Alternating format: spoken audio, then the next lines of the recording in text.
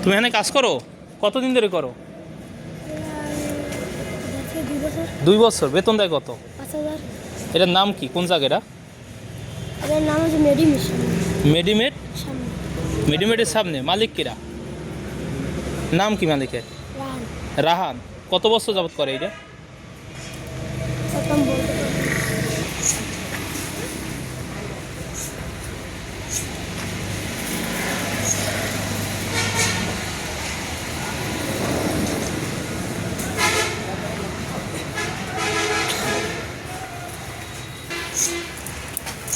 কত বছর যাবত বানানো? হ্যাঁ, কত বছর যাবত?